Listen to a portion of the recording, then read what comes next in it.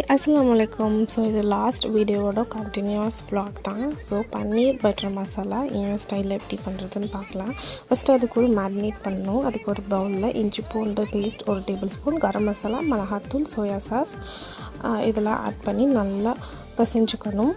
So தயிர் இருந்தால் கூட ஆட் பண்ணிக்கோங்க. ஸோ வெங்காயம் தக்காளிலாம் கட் பண்ணிவிட்டு 2 வெங்காயத்தை அரைச்சி ஆட் பண்ணிக்கோங்க.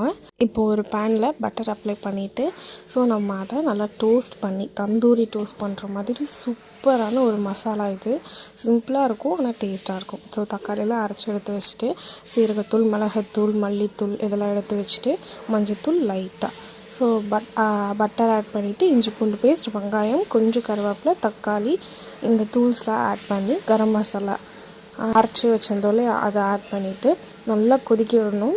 ஸோ கலர் நல்லா திக்காக வரணும்னா கொஞ்சம் சோயா சாஸ் ஆட் பண்ணிக்கோங்க. ஃபைனலாக பன்னீர் ஆட் பண்ணி கஸ்தூரி மேட் ஆட் பண்ணி சீஸ் போட்டால் சூப்பராக